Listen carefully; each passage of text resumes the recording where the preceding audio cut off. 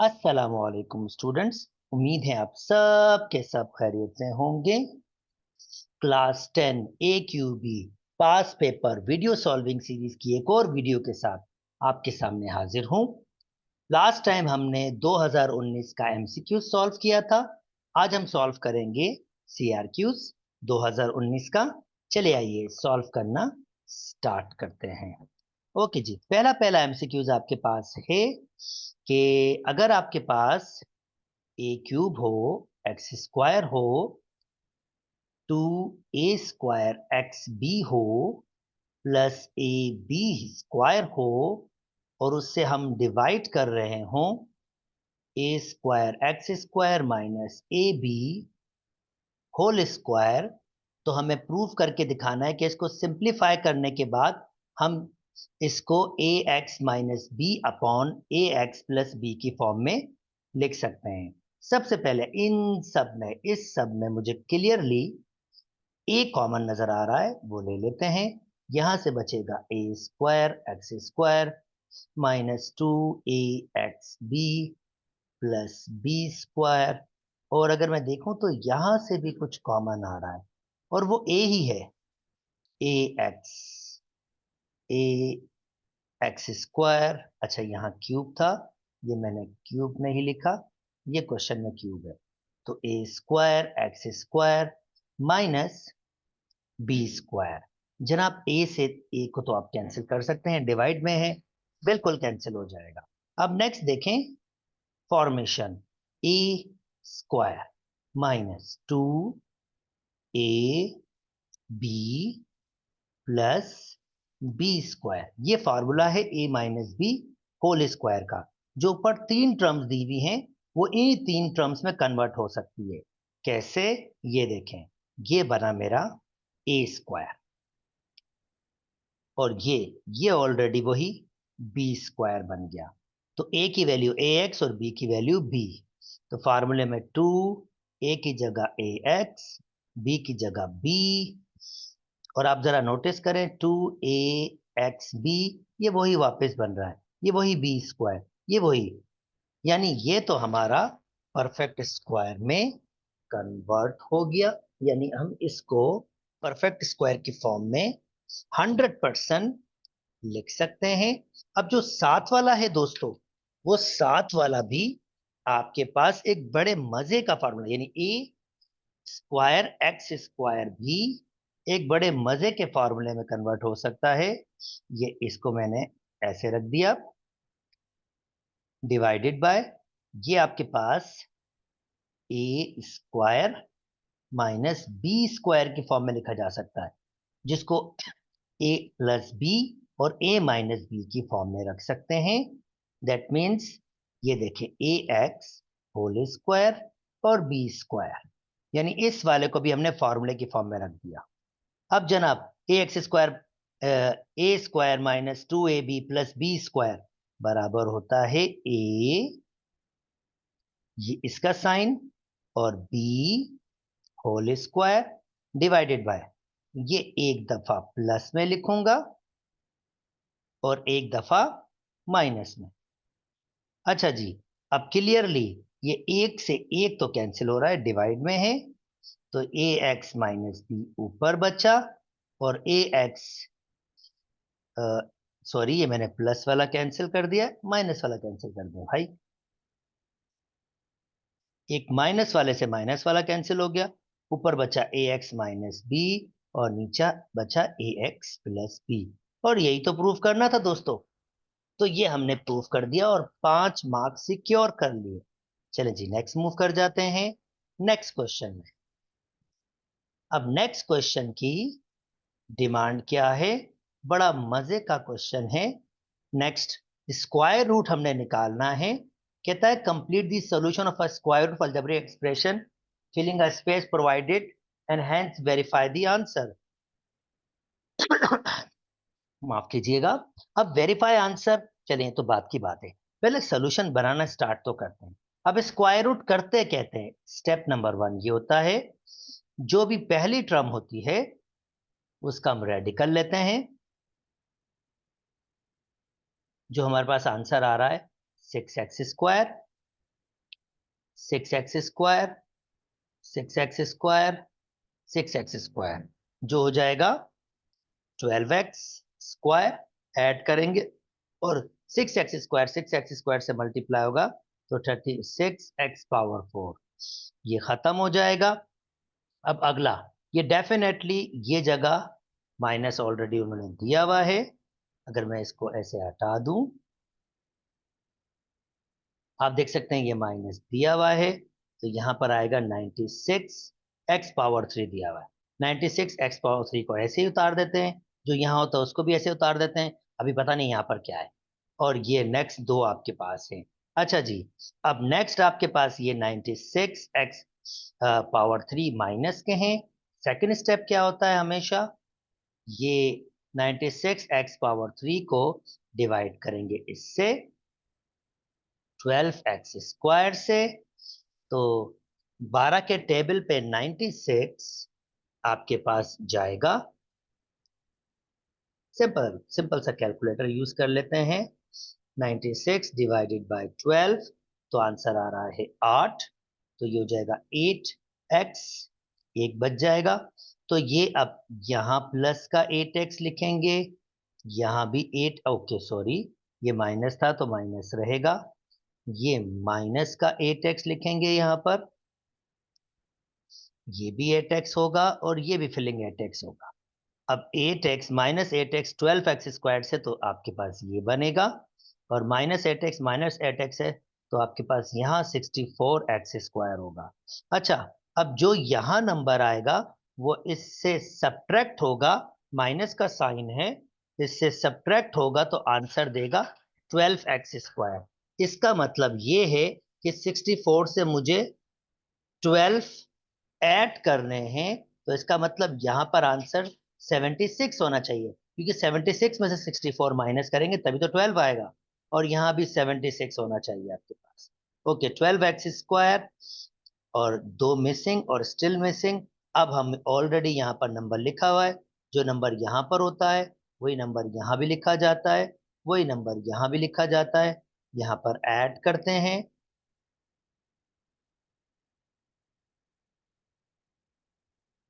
और 1 से मैं जब सबको मल्टीप्लाई करूंगा तो ये हो जाएगा 12x² माइनस 16x, 1 1 1, आखिर में जो भी होता है वो कंप्लीट बिल्कुल सेम होता है और वो कैंसिल आउट आपके पास हो जाता है।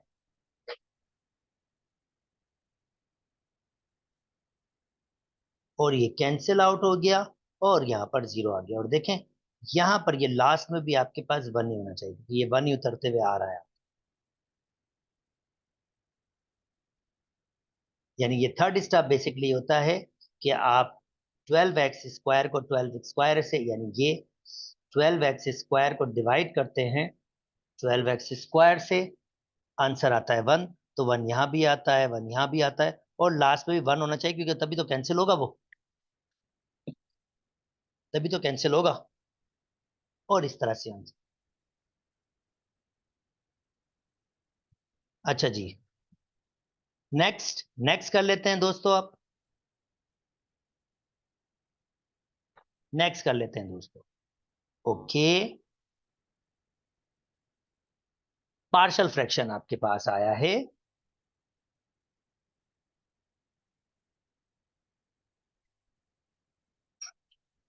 अब पार्शियल फ्रैक्शन में दोस्तों कैसे सॉल्व करेंगे, 8x माइनस 17/x(x+1), ये इसके बराबर दिया हुआ और उसने कहा है सिर्फ b की वैल्यू फाइंड करनी है।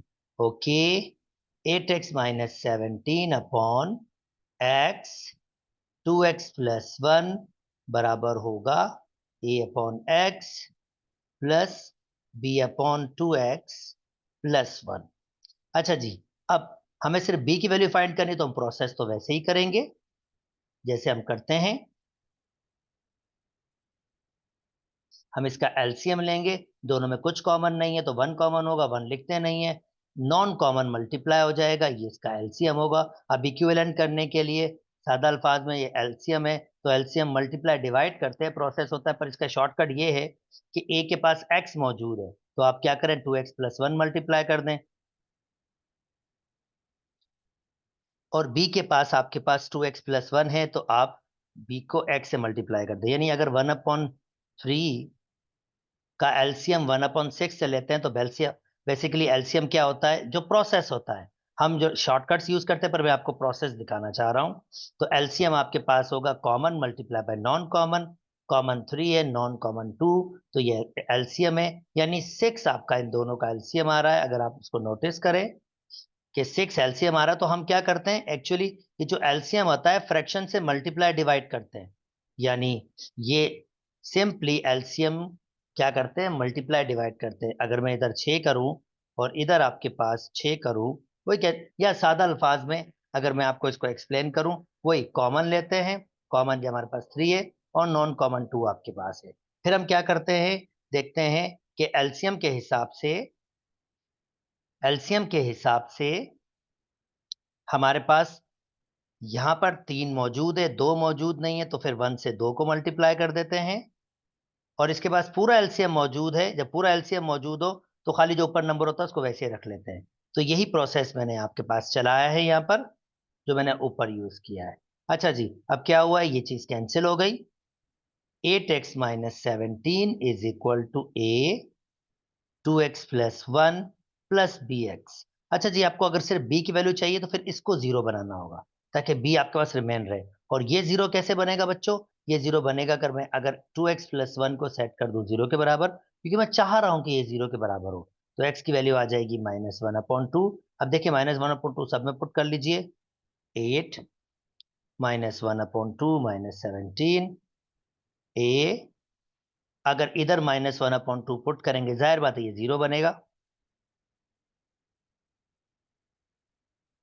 और b की जगह आप जब x की जगह -1/2 और b मल्टीप्लाई करेंगे, ये जीरो हो जाएगा। इसको कैंसिल करेंगे तो ये आ जाएगा हमारे पास -4 -17 इज इक्वल टू -1/2b, तो ये हो जाएगा माइनस का 21 is equal to -1/2b, minus से minus cancel, cross multiply 4 2, b की वैल्यू आपके पास हो जाएगी 4 2, और ये आपके 3 मार्क्स सिक्योर हो।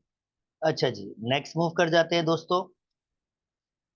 ओके, नेक्स्ट क्वेश्चन कुछ आपके पास कहता है, अगर मैं आपको एक रेडिकल इक्वेशन दूं जिसमें ये ध्यान में रखना k की वैल्यू ग्रेटर देन 0 होनी चाहिए, तो इस रेडिकल इक्वेशन को इस इक्वेशन में कन्वर्ट करके दिखाएं।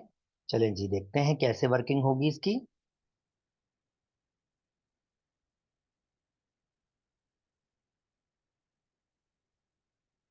1 प्लस का एक्स, एक्स प्लस के 1 एक ही बात है।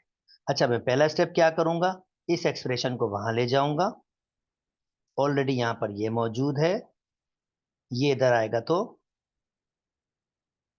मेरा दूसरा स्टेप क्या होगा, मैं के x+1 कॉमन लूंगा, यहां से 1 बचेगा और यहां से एक k बच जाएगा।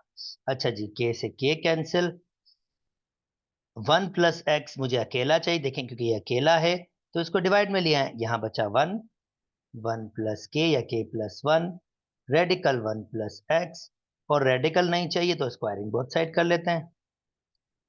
स्क्वायरिंग बोथ साइड करेंगे तो आप नोटिस करें, k+1 1 प्लस के एक ही बात है, इस पर स्क्वायर आ जाएगा और इसका स्क्वायर रिमूव हो जाएगा। तो दोस्तों अगर आप नोटिस करें तो हमारे पास ये मैंने फॉर्म बना दी।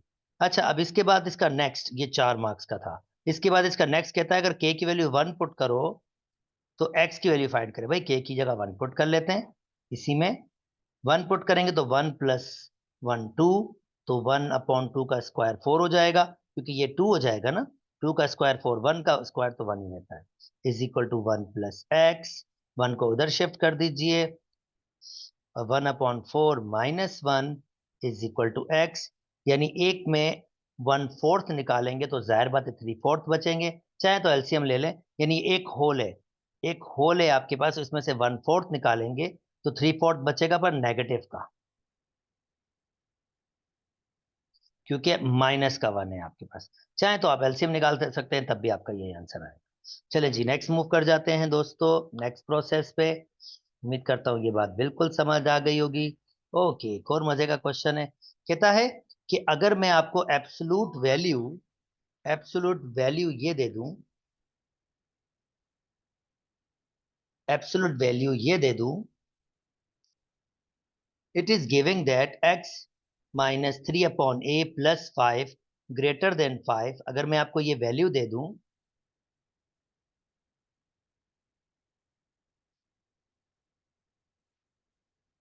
और a की वैल्यू आपके पास 1/3 हो, और x आपके पास इंटीजर हो, तो कहता है find the value of x। मुझे x की वो वैल्यू बताओ विच डज नॉट सेटिस्फाई, जो इस इनइक्वालिटी को सेटिस्फाई ही ना करे, यानी वो इस इनइक्वालिटी को सेटिस्फाई ना करे। अच्छा, पहले पहले जल्दी जल्दी मैं इसको शॉर्ट करने की कोशिश करता हूँ, छोटा करने की कोशिश करता हूँ। इसको मैंने ऐसे रखा, 5 वहां मैंने मूव किया तो माइनस का 5 हो जाएगा, तो डेफिनेटली -5 प्लस मार्क, ये तो 0 के बराबर हो जाएगा। तो ये तो शॉर्ट हो गया हमारे पास। ठीक है, बल्कि मैं थोड़ा सा स्टार्ट में ए की वैल्यू भी पुट कर लेता हूँ पहले स्टेप से। 3, ए की वैल्यू हमारे पास है 1/3। ओके, अब ये डिवाइड वाली वैल्यूज को हम कैसे सिंप्लीफाई करते हैं? जब नंबर के नीचे फ्रैक्शन हो तो 3 को वैसे ही रखें, ये रिवर्स वाला उल्टा होके ऊपर मल्टीप्लाई होता है 3/1, यानी ये 3 वैसे ही, ये 1/3 रिवर्स होके ऊपर आ जाएगा एब्सोल्यूट वैसे ही, और ये 0 हो जाएगा।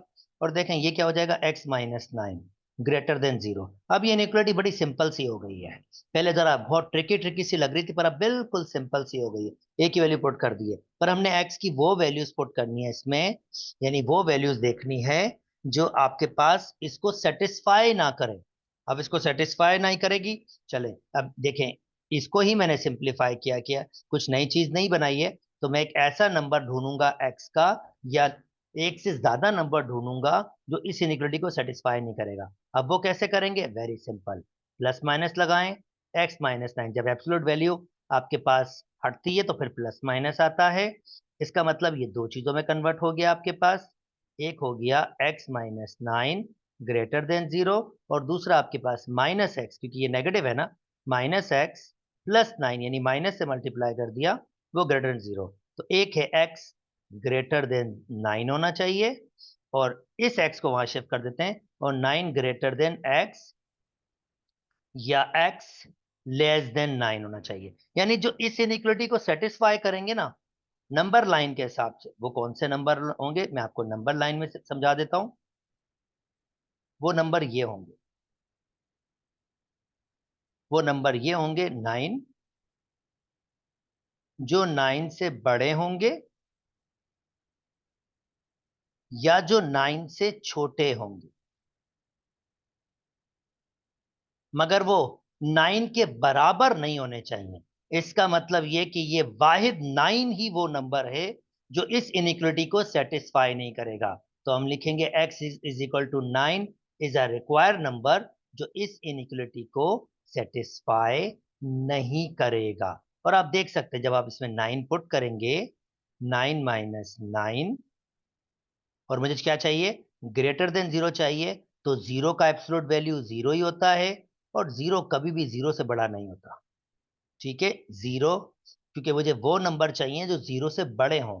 तो इसका मतलब है ये इनइक्वालिटी सेटिस्फाई नहीं कर रही, तो हमारा रिक्वायर जो आंसर होगा वो ये होगा। उम्मीद करता हूं दोस्तों ये ट्रिकी सा क्वेश्चन आपको समझ आ गया होगा।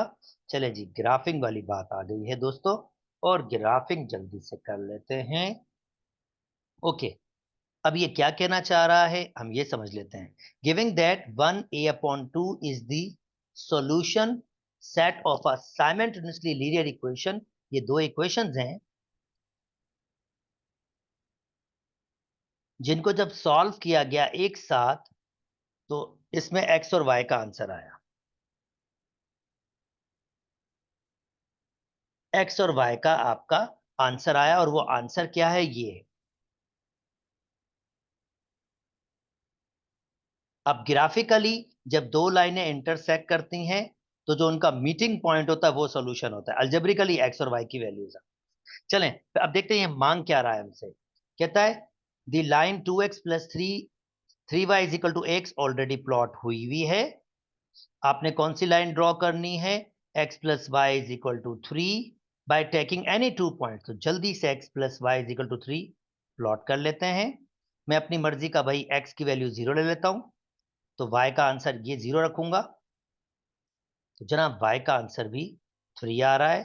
x 0 रखने पे y का आंसर 3। अच्छा जी, अब मैं क्या कर रहा हूँ, y का आंसर 0 रख लेता हूँ। भाई अगर y का आंसर 0 रख लेता हूँ, ये 0 रखा, तो x plus 0 is equal to 3, x is equal to 3 हो जाएगा। इसका मतलब ये हो जाएगा आपके पास 3,0। ये मेरा दूसरा पॉइंट है, ये मेरा दूसरा पॉइंट आ गया दोस्तों। ठीक है। अच्छा जी, नाउ नेक्स्ट, अब हमारे पास क्या होगा, ये प्लॉटिंग कर लेते हैं। तो जल्दी से इस पॉइंट को प्लॉट कर लेते हैं। पहला पॉइंट क्या दिया है हमें, पहला पॉइंट हमें दिया है 0, 3,0, जो ये रहा, दिस इज 3,0, और दूसरा 0,3 जो ये रहा। और जल्दी से एक लाइन ड्रॉ कर लेते हैं दोस्तों, जो इन दोनों से गुजरते हुए जाए। अच्छा बिल्कुल यार, ये गुजर नहीं रही, चलें इसको ठीक करते हैं। थोड़ा सा इसको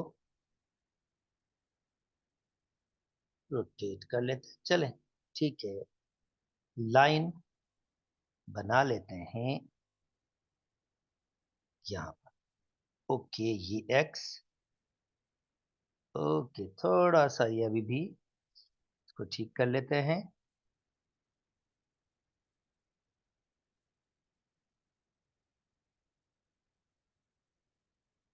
और नीचे से भी थोड़ा सा। अच्छा जी, ये आपकी लाइन बन गई दोस्तों। और ये कहाँ टकरा रही है, क्लियरली ये टकरा रही है आपके पास यहाँ पे, इस वाले पॉइंट पे। और ये पॉइंट क्या है, x की वैल्यू 1 है और y की वैल्यू 2। यानी जो हमें पॉइंट दिया था x की वैल्यू 1 और y की जगह a/2 था, वो बेसिकली a/2 किसके बराबर है, 2 के बराबर है। तो इसने क्या था, इसने कहा था लाइन दिस वन, ये प्लॉट करो, दो पॉइंट से from solution find the solution set. तो भाई सोल्यूशन सेट भी मैंने फाइंड कर दिए, जो क्या होना चाहिए 1,2। और इसने स्टार्ट में सोल्यूशन सेट दिए थे, तो कह रहा अब ए की वैल्यू फाइंड करे। भाई सिंपल सी बात है, जो इसने सोल्यूशन सेट दिया था वो क्या था, 1,a/2। तो इससे कंपेयर करेंगे तो 2 बराबर हो जाएगा a/2, और a की वैल्यू बाय क्रॉस मल्टीप्लीकेशन 4 हो जाएगी। उम्मीद करता हूं दोस्तों आपको बिल्कुल बात समझ आ गई होगी। जल्दी से आगे मूव कर जाते हैं। ओके, क्वाड्रेटिक फार्मूला से सॉल्यूशन निकालना बिल्कुल बेसिक सा आपके पास प्रोसेस है, जल्दी जल्दी से निकाल लेते हैं। भाई 3x² माइनस के 4x प्लस के 2 इज इक्वल टू 0। ए की वैल्यू 3 है, बी की वैल्यू -4 है और सी की वैल्यू 2 है। तो ये हो जाएगा आपके पास, ओके, फार्मूला हमारे पास होता है x is equal to -b plus minus radical b² -4ac upon 2a। Okay, x बराबर होगा, b की वैल्यू -4 है, माइनस, तो ये +4 हो जाएगा। b², 4 का स्क्वायर माइनस 4 का स्क्वायर 16 -4, a की वैल्यू 3 है और c की वैल्यू 2 है, अपॉन 2, ए की वैल्यू हमारे पास 3 है और x बराबर हो जाएगा 4 प्लस माइनस 16, 4 को 3 से मल्टीप्लाई करेंगे 12, ये हो जाएगा 24 और ये हो जाएगा 6। x बराबर हो जाएगा 4 प्लस माइनस 16, 4 और 4 -8 हो जाएगा। और जनाब -8 को लिख सकता हूँ 4 मल्टीप्लाई बाई 2, और ये माइनस आयोटा के फॉर्म में बाहर आ गया। जनाब 4 का हो जाता है, 4 का रेडिकल से बाहर आएगा 2 के फॉर्म में, और नीचे आपके पास दिया हुआ है 6। और ये आखिरी स्टेप यहाँ कर देते हैं, चार, दो कॉमन ले लेते हैं, तो 2 प्लस माइनस रेडिकल 2 अपॉन 6 और कैंसिल आउट करेंगे, तो x का आंसर आ जाएगा 2 प्लस माइनस रेडिकल 2 अपॉन 3। और ये मेरे 4 मार्क्स पूरे हो गए। उम्मीद करता हूँ दोस्तों आपको बात बिल्कुल समझ आ गई होगी। चलिए जी, अब थोड़ा सा पेस बढ़ाते हैं, ताकि क्योंकि आपको ऑलरेडी समझ आ गया है, यू रियली एंजॉय, तो फिर पेस बढ़ाते हैं। अब देखें कितना मजे का क्वेश्चन दिया हुआ है। For a giving point M P and N whose coordinates are this one. चले मैं आपको इसको ग्राफिंग से सॉल्व करवाने का स्टाइल दिखाता हूँ। ओके, आपके पास पॉइंट दिया हुआ है 1,1, चलें ये 1 है, ये 1 है, तो ये 1,1, फिर ये 0,1, तो 0,1 यहां पर होगा। थोड़ी सी और स्पेस दे देते हैं ताकि आपको जरा और मजे का चलें, क्योंकि मैक्सिमम 1 तक गया है, तो ये हमारा 1 है, फर्ज कर लेते हैं। This is my 1 and this is my -1 and this is 0।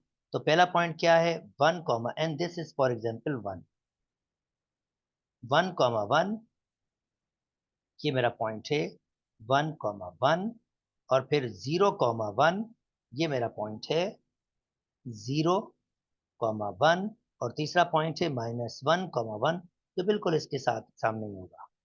ये है -1,1। अब ये बेसिकली एक लाइन सेगमेंट बन रही है, जो तीनों एक ही पॉइंट, एक ही लाइन से ये तीनों पॉइंट पास करेंगे। अब इन तीनों पॉइंट्स के नाम दिए हुए हैं। 1,1 का नाम दिया है M, और 0,1 का नाम दिया है P, और फिर N का नाम दिया है इसने दिस। अब कहता है find the value of k such that, जब मैं m से n का डिस्टेंस लूं और उसका रेशो लूं m से p के डिस्टेंस का, तो वो बराबर हो आपके पास k रेशो 1 के। अब ये बिल्कुल सादा सी, बिल्कुल अगर आप नोटिस करें तो ये p बेसिकली मिड पॉइंट ही है। तो अगर आप देखें ये 1 पॉइंट है, तो ये 0 पॉइंट होता है। 0 से 1 का डिस्टेंस, ये 1 डिस्टेंस होना चाहिए, एक बिल्कुल स्ट्रेट लाइन है ना, ये 1 होना चाहिए, और 0 से -1 का डिस्टेंस भी 1 होना चाहिए। तो इसका मतलब पी एम से एन का डिस्टेंस 2 होना चाहिए। देखिए हम यहीं से निकाल सकता हूं, एम से एन का डिस्टेंस 2, और m से p का डिस्टेंस, m से p का distance 1 is equal to k upon 1, बिल्कुल 1 1 के बराबर। यहां से आइडिया आ रहा है k की वैल्यू 2 है। As simple as possible. अगर आप चाहें तो डिस्टेंस फार्मूला भी यूज कर सकते हैं, यानी अब डिस्टेंस फार्मूला मुझे वेरीफाई करना हो तब भी आंसर यही आएगा, m n upon m p का डिस्टेंस k रेशो 1, यह सिंपली k के बराबर आता है। तो देखिए डिस्टेंस फार्मूला यूज करते हैं, m से n की लेंथ लेते हैं।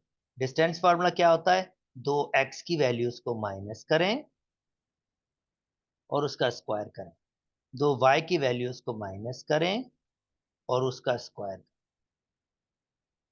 सो m से n, अब दो x की वैल्यूज को, यानी 1 और 1, ये दो x की वैल्यूज है मेरे पास 1 और -1, तो दो x की वैल्यूज को माइनस कर रहा हूं, ये का 1 और ये -1, 1 फार्मूले का माइनस और -1 होल स्क्वायर, और दो y की वैल्यूज को 1 -1, ये तो 0 हो जाएगा, 0 का स्क्वायर। तो आप देख सकते हैं माइनस माइनस +1, दो दो का स्क्वायर 4, 0, और इसका आंसर वापस 2 आ जाएगा, जो मैंने डायरेक्टली आपको बता दिया था कि भाई m से n बेसिकली 2 होगा। सिमिलरली आपको निकालना होगा p से m, फार्मूला मैं ऑलरेडी लिख चुका हूं, दो x की वैल्यू का स्क्वायर 0 -1,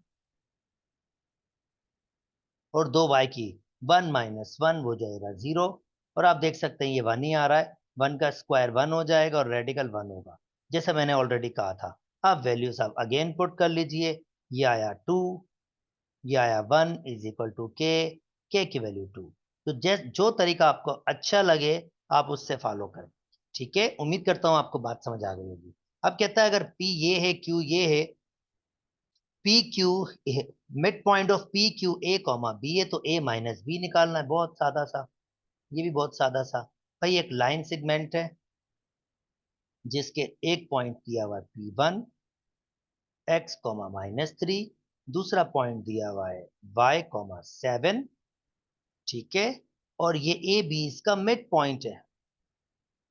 तो कह रहा है, और मिड पॉइंट का मतलब ए किसके बराबर होगा, जब दो x की वैल्यूज को जमा करेंगे और डिवाइड कर देंगे 2 के साथ, और y कैसे मिलेगा, b कैसे मिलेगा, जब दो y की वैल्यूज को जमा करेंगे और डिवाइड कर देंगे 2 के साथ। तो ये कितना हो रहा है हमारे पास, 4 में से 2, तो ये 2 डिवाइड करके आंसर आ जाएगा। सात में तीन जाएंगे चार, चार को दो से दो। अब मुझे क्या करना है, ए माइनस बी करना है। ए माइनस बी, ए की वैल्यू है X plus Y upon two, B की वैल्यू है -2।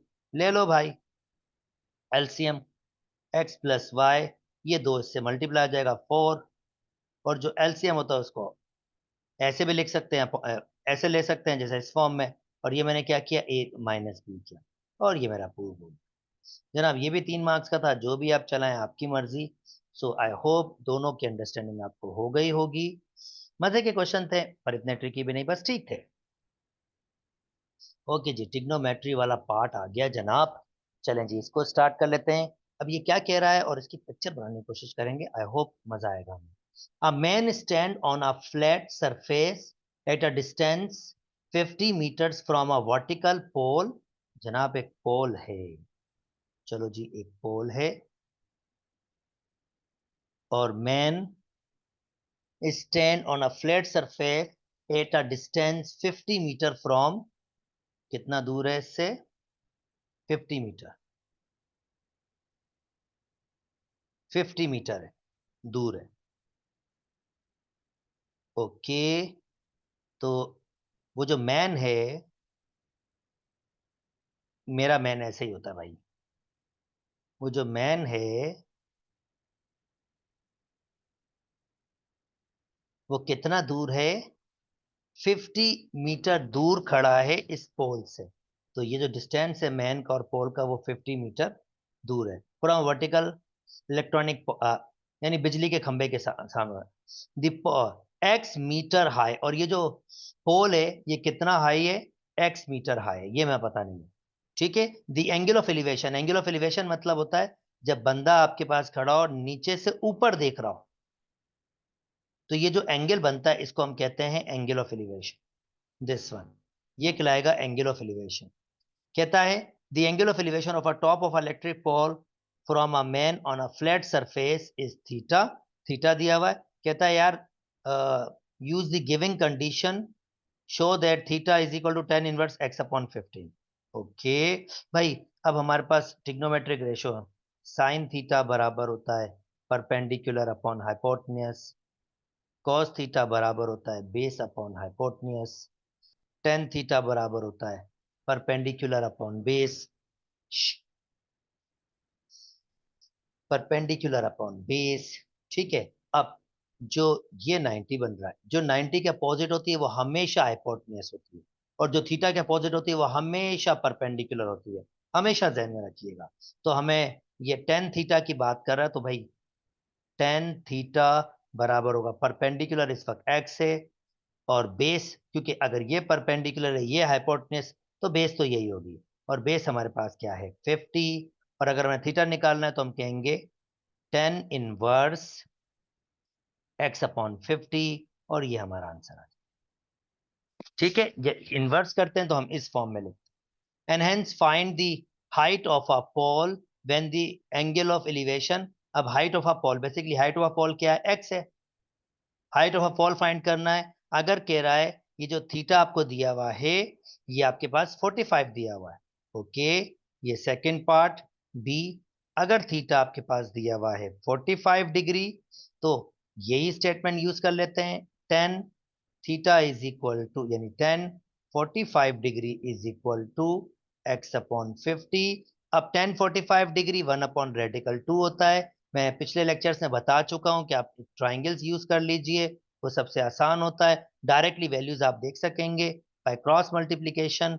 एक्स बराबर हो जाएगा 50/रेडिकल 2, 50 तो ये 2 मार्क्स हमें मिल गए। उम्मीद करता हूं दोस्तों आपको बात समझ आ गई होगी। चलिए थर्ड कहता है आफ्टर सम टाइम, कुछ टाइम बाद, man moves Y metre back, यानी बंदा यहां पर था भाई साहब, भाई साहब ने क्या किया, वाई मीटर थोड़ा से कुछ आगे, यहां से यहां पर आ गया, और ये डिस्टेंस कितना है, अगर मैं इसको ए कह दूं, इसको बी कह दूं, इसको सी, तो चलो मैं इसको डी कह रहा हूं, और ये ए से डी वो पीछे आया वाई, वो आपके पास यहां पर वाई मीटर पीछे आया। ठीक है, अच्छा जी, वाई मीटर पीछे आया, express in term of X Y the angle of elevation of a top of electric pole from a new position of a man, यानी ये बंदा यहां से अब यहां पर आ गया है, और एंगल ऑफ एलिवेशन यानी अब यहां से जो एंगल ऑफ एलिवेशन बन रहा है वो बताना है। चलें जी, और X in term of X and Y, पहले तो एंगल ऑफ एलिवेशन बनना है, यानी अब वो यहां पर आ गया है तो ये एंगल ऑफ एलिवेशन बनेगा। और इस बेचारे की तस्वीर इसको मैं उठा के है देखूं, उठा के ले जा सकता हूँ क्या? लेट मी सी, अगर मेरे पास ये ऑप्शन मौजूद है, मजे क्या होगा। ओके,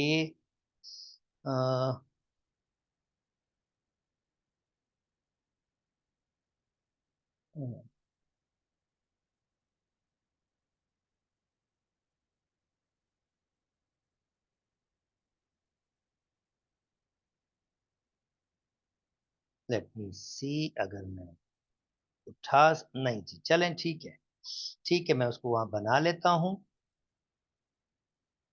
ये बंदा यहां पर आ गया, आप इसको कंसीडर कर लीजिए, ये यहां पर आ गया है।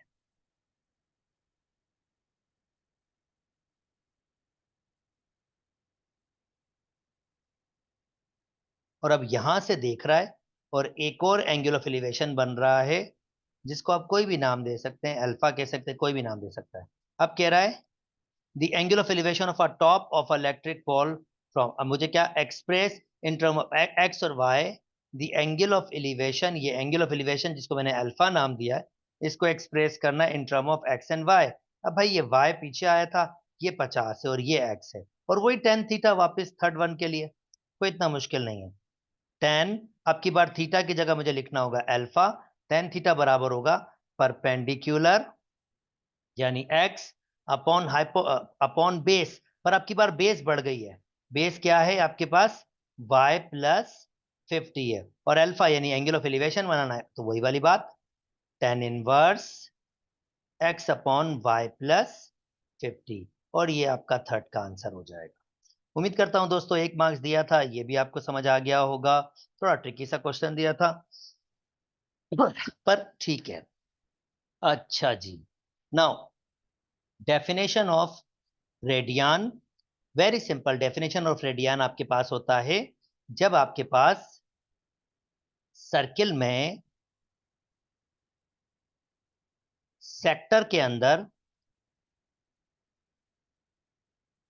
सर्किल में सेक्टर के अंदर रेडियल सेगमेंट, ये रेडियल सेगमेंट ये सेंटर है, रेडियल सेगमेंट और आर्क लेंथ जिसको नॉर्मली एल से रिप्रेजेंट करते हैं और रेडियस को आर से, जब रेडियल सेगमेंट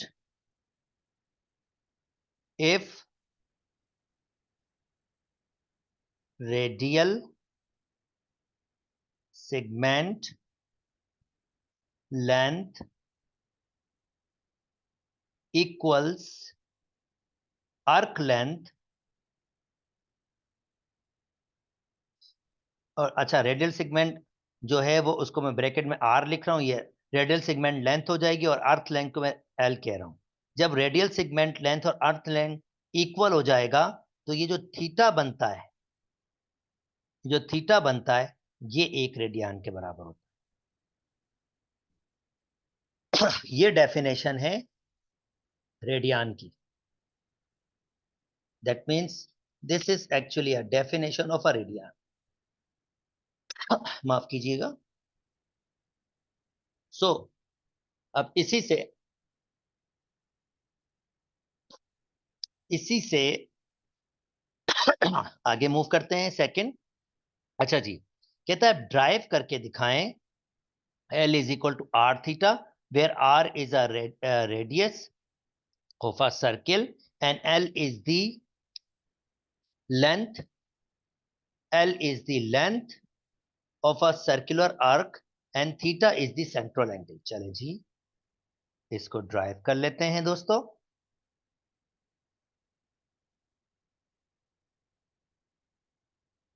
मैं अगेन डेरिवेशंस के लिए,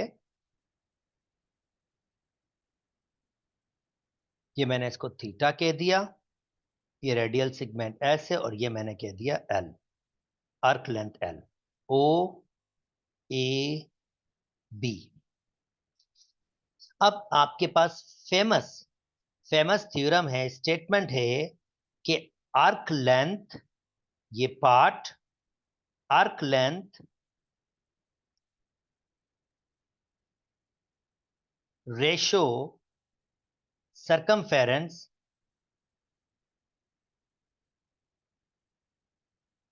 आर्क लेंथ रेशो सरकमफेरेंस, यानी ये आर्क लेंथ और ये पूरा सरकमफेरेंस को डिवाइड करेंगे तो थीटा बराबर आएगा थीटा रेशो 360। थीटा रेशो 360 होगा। आर्क लेंथ को मैंने एल नाम दिया है, सरकमफेरेंस होता है 2 पाई आर, और ये बराबर हो जाएगा थीटा अपॉन 360 डिग्री, यानी L upon 2 pi r is equal to theta upon 360 degree. Since आपके पास theta in term of radian, यानी आपके पास जो थीटा होता है ये पाई अपॉन 180 रेडियन के बराबर होता है। पाई अपॉन 180 रेडियन के ये क्या होता है, बराबर होता है।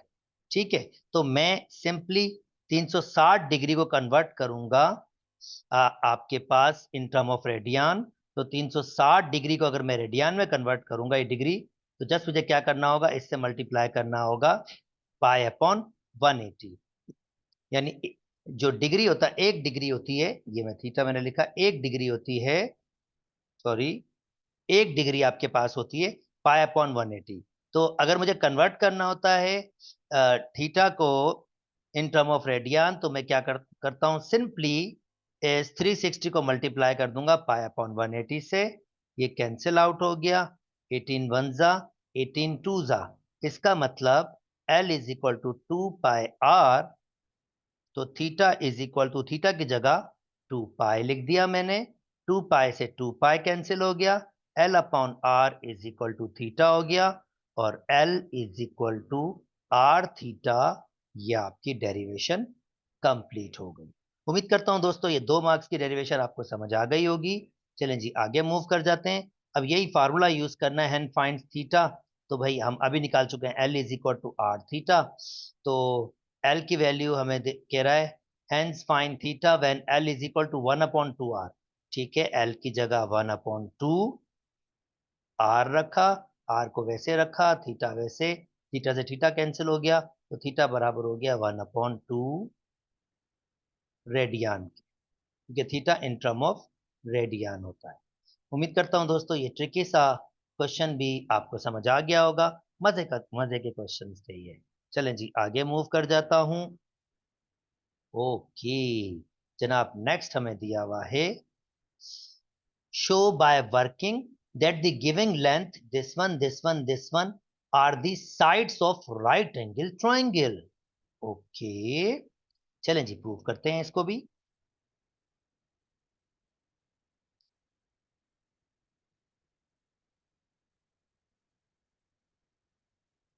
ए बी सी।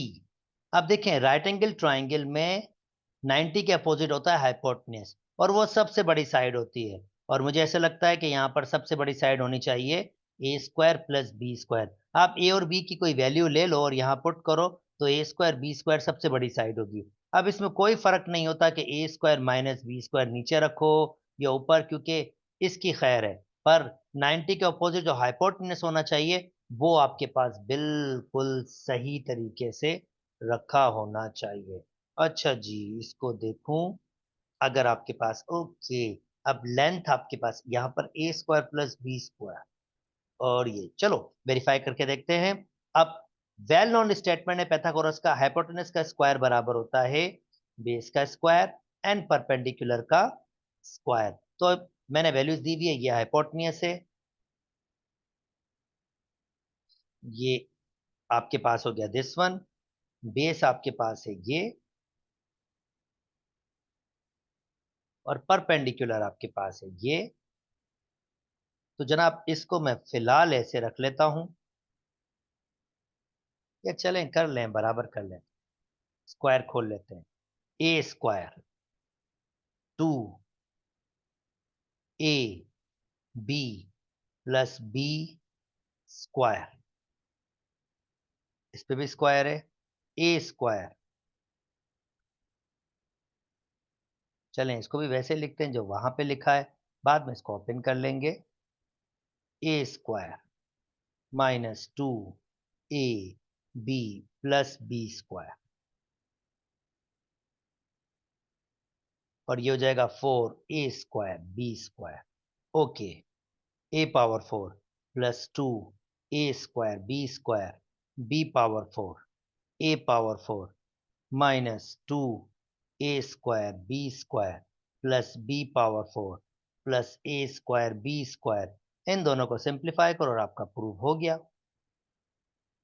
ये आपके 4 मार्क्स सिक्योर हो गए। ये ए पावर 4 माइनस में से 2 निकाल देंगे, 4 में से तो 2 बच जाएंगे, a square b square like terms हैं, और ये मेरा प्रूफ हो गया। आई होप दोस्तों आपको बात समझ आ गई होगी। चलें जी आगे मूव कर जाते हैं। कहता है let P Q R be the sides of right angle triangle such that P is the longest side where p is this one and q is this one. Show that their side r is constant.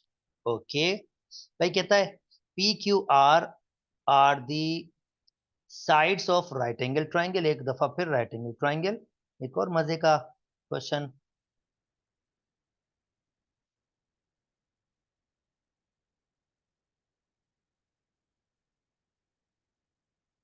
इसको मैं ए कह देता हूं, इसको मैं B कह देता हूं, और इसको मैं सी। और इसने कहा है कि क्यू आपके पास लॉन्गेस्ट साइड है, तो क्यू लॉन्गेस्ट मतलब हाइपोटेन्यूस, अभी थोड़ी देर पहले बताया आपको।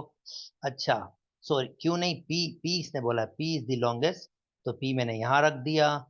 ओके, क्यू आप कहीं भी रख दें, आपकी मर्जी है, कोई फर्क पड़ता नहीं है।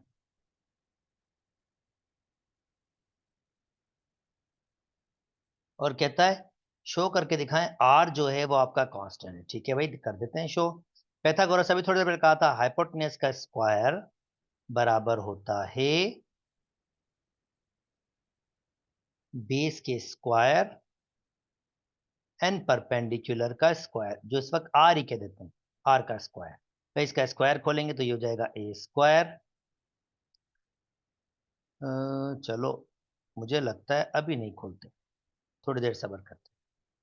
एक्स प्लस 1/2, और स्क्वायर से रेडिकल कैंसिल, जो रिमेनिंग बचेगा वो बचेगा X, X plus 1 plus R square. अच्छा, ओपन तो मुझे करना ही पड़ेगा क्योंकि मुझे आर स्क्वायर को कांस्टेंट दिखाना है भाई। Show that the third side R is constant. Okay, यानी एक नंबर है। तो अगर मैं इसके अंदर एलसीएम ले लूं तो ये हो जाएगा 2x plus 1 whole square. Okay जी, और जनाब ये हो जाएगा x square plus x plus r. Okay, अब ये स्क्वायर खोल लेता हूं तो ये हो जाएगा 4x स्क्वायर प्लस के 2ab, 2ab और बी स्क्वायर, और नीचे 2 का 4 हो जाएगा।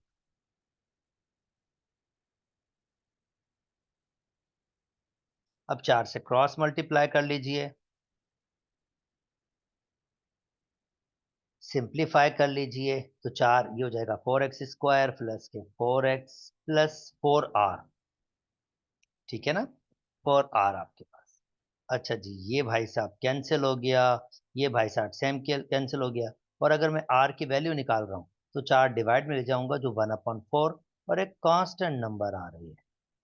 उम्मीद करता हूं दोस्तों आपको बात समझ आ गई होगी। मजे का एक CRQ था ये भी। आई होप ये इफेक्टिवली हो गया। अच्छा जी, अब 9 पे चलते हैं दोस्तों। The giving circle having centre O has a radius 8 unit. तो भाई अगर ये रेडियस है, ठीक है, टू इक्वल कॉर्ड्स, अगर दो कॉर्ड्स बराबर हों दोस्तों, P Q and Q R the length L. अच्छा, इसकी लेंथ भी दी हुई है दोनों कॉर्ड की, ये दिया हुआ एल, तो ये भी पूरा एल होगा आपके पास। और दोस्तों अगर आपके पास दो कॉर्ड बराबर हो तो सेंटर से जो परपेंडिकुलर डिस्टेंस आता है, डेफिनेटली ये भी परपेंडिकुलर डिस्टेंस होगा आपके पास, ये आपके पास इक्वल होता है। अगर मैं इस पॉइंट को पी क्यू आर एस, ये मैं टी कह देता हूं, तो ओ से टी बराबर होगा, ओ टी इधर दे दिया है, P Q R S T. चलें जी, आपका नसीब, मैं यू दे देता हूं उसको मैं। यू, तो ओ से टी और ओ से यू आपके पास बिल्कुल बराबर होंगे, ये मैंने यू नाम दे दिया। और दोस्तों मैं इसको थोड़ा सा, क्योंकि डॉटेड बनाई हुई है, तो चले मैं इसको डार्क कर देता हूं। ये दो लेंथ बराबर होंगे आपके पास।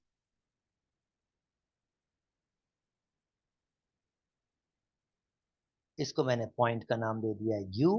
ठीक है।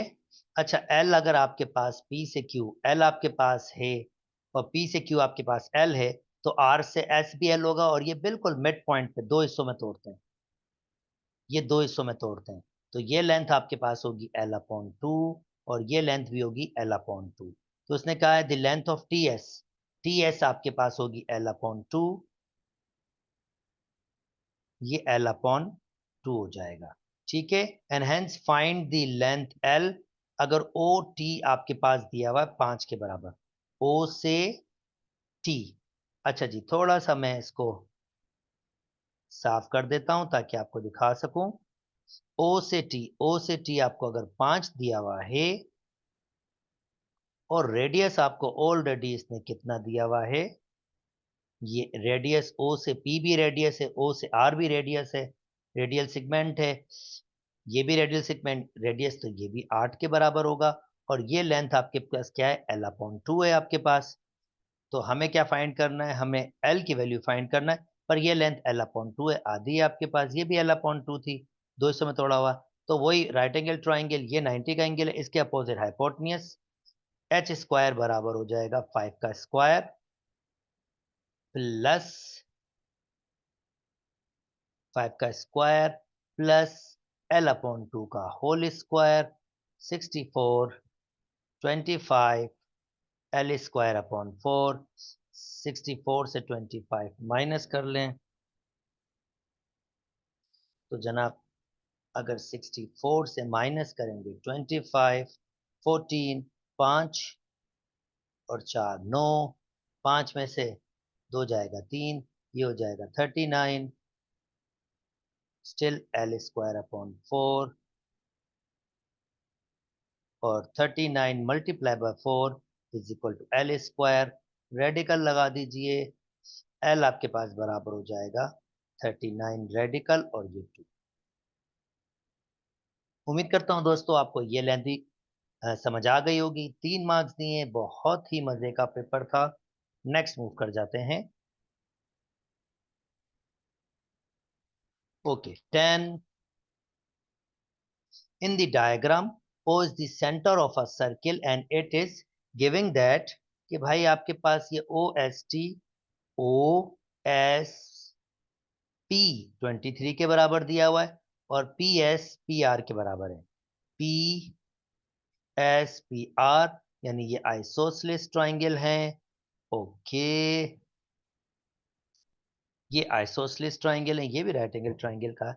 इसका मतलब ये एंगल और ये पूरा एंगल बराबर होगा। ठीक है, वो बात की बात है। नेक्स्ट हमारे पास क्या कह रहा है, find the value of angle O P S. O P, okay, find the angle of O P S, ये एंगल फाइंड करना है। And this is really simple, very simple. भाई देखो, ये और ये रेडियल सेगमेंट है। अब जब ये दोनों रेडियल सेगमेंट है, तो इसका मतलब ये लेंथ और ये लेंथ बराबर होंगी। और ये जो ट्राइंगल बना है, मैं इसको ऐसे लिख लेता हूं, पी ओ एस आपके पास आइसोसेलेस ट्राइंगल है, यानी दो साइड्स बराबर हैं। मैं सिंपल सा लिख लेता हूं, O S is equal to O P. So इससे ये पता चल रहा है कि एंगल ओ एस पी बराबर होगा ये छोटा एंगल के ओ पी एस के, एंगल ओ पी एस के, यानी ये दो एंगल बराबर हैं। ये और ये रेडियल सेगमेंट है ना, ये बराबर, तो ये भी 23 होगा। और अगर ये एंगल फाइंड करना है जो हमसे कहा गया है, एंगल ओ पी एस, तो ये 180 से माइनस करना होगा दो दफा 23 23 को। सी हो जाएगा 180 माइनस 6 446, 50 होते तो 130 बच जाते, यानी 134। ठीक है ना, अगर 50 होते तो 180 से 50 चले जाते तो 130 बचते, 6 और हैं तो 136 हो जाए। चार, नहीं 4 कम है ना, तो 4 और ऐड करेंगे, सही। तो 134 आपके पास आंसर आ जाए। उम्मीद करता हूँ कोई मिस्टेक ना की हो। चलो सेव मोड पे कर लेते हैं।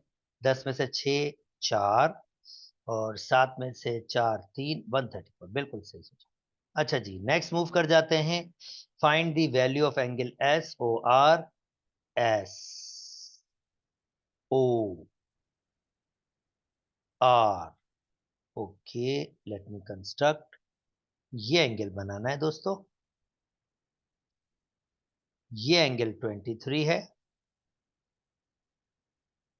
अच्छा जी, अब बहुत केयरफुली इस बात को समझिएगा। मैं थोड़ा सा इस फिगर को बड़ा करना चाहता हूं ताकि आप चीजों को प्रॉपरली समझ सकें।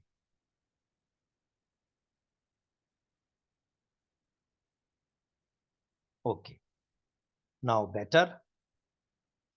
भाई, ये 23 मैं ऑलरेडी बता चुका हूं। ये आंसर हम निकाल चुके हैं कितना, 134। खैर, जब आइसोसेलेस ट्राइंगल होती है, ये आइसोसेलेस ट्राइंगल इसने स्टार्ट में ही कहा है, आइसोसेलेस ट्राइंगल होती है और इसके वर्टेक्स से कोई परपेंडिकुलर खिंचता है, तो ये बेसिकली इस कंप्लीट एंगल को दो इक्वल पार्ट्स में तोड़ता है। एक पार्ट हमें पता है वो क्या है। एक पार्ट हमारे पास है 23, तो दूसरा भी आपके पास होगा 23। ठीक है, यानी आपके पास मैं कहूंगा पी क्यू इज, मैं यहां लिख लेता हूं ताकि फिगर के सामने हो सके। सोल्यूशन कैसे स्टार्ट करेंगे, पी क्यू, ये दूसरा हम बी कर रहे हैं। P Q is angle bisector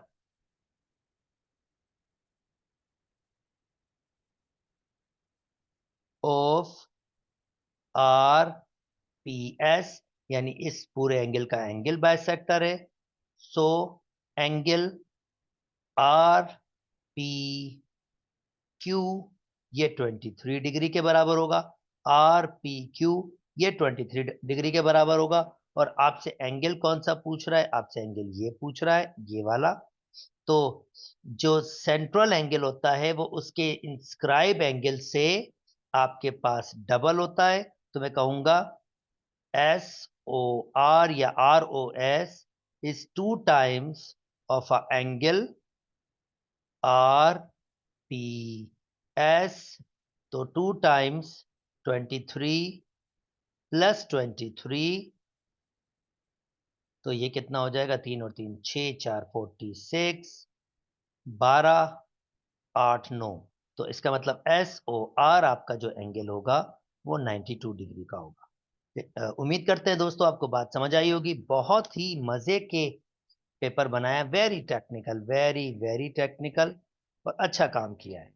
आखिरी भाई, आखिरी कंस्ट्रक्शन भी सीख लें।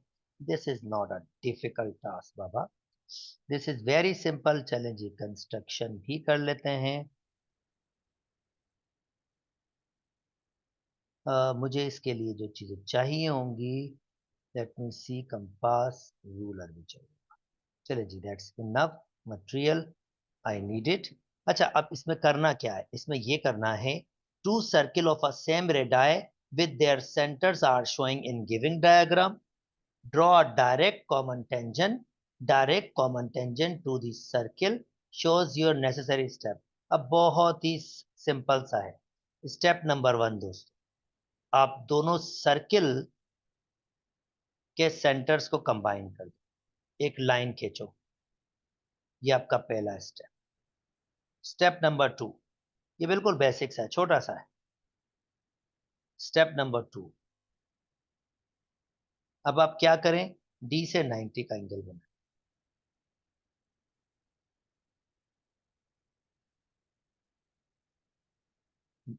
90 का एंगल बनाए दोनों जगह पे।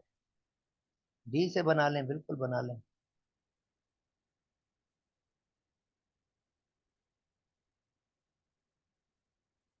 कंपास से भी बन सकता है, पर जब 90 का एंगल बनाना है तो कौन सा मुश्किल। डी से बना लें।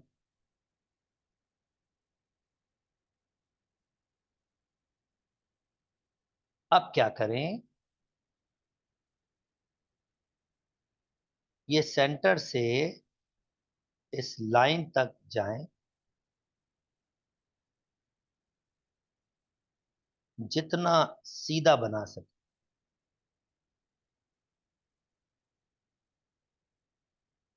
और मैं सेकंड वाले को भी ऐसे ही बना देता हूं।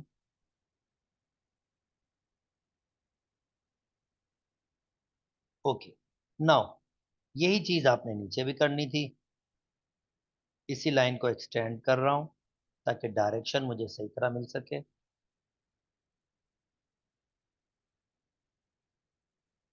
S state S can be. अब चाहें तो कंपास से बना लें, it's ready up to you. Okay, अब फाइनल स्टेप आप क्या करें, दो कॉमन टेंजेंट हैं भाई, इसको उठाएं, इसके साथ कंबाइन करें, और इसको उठाएं और इसके साथ कंबाइन करें। ये आपके दो कॉमन टेंजेंट्स बन गए हैं। अब उम्मीद यही है कि इनकी लेंथ बराबर होनी चाहिए। मेरी थोड़ी सी 11 से कम आ रही है, दूसरे दोनों ही सेम होने चाहिए। और दूसरा भी देखिए मेरे पास सेम ही आ रहा। जब आप बनाएंगे तो आप भी देख लेंगे। ये common tangents, this one, A B C D, ये कॉमन टेंजेंट हैं, और ये आपको 5 मार्क्स इजीली मिल जाएंगे। ठीक है, उम्मीद करता हूं दोस्तों आपको ये वाली बात भी समझ आ गई होगी। I think this would be the last. Yes, उम्मीद करता हूं दोस्तों ये टेक्निकल सा पेपर आपको समझ आ गया होगा, मजे का पेपर बनाया था। मेरी वीडियोस पसंद आ रही है तो मेरे चैनल को लाइक कीजिए, सब्सक्राइब कीजिए, और दोस्तों के साथ शेयर भी कीजिए। अपना बहुत बहुत बहुत ख्याल रखिएगा। अल्लाह हाफ़िज़।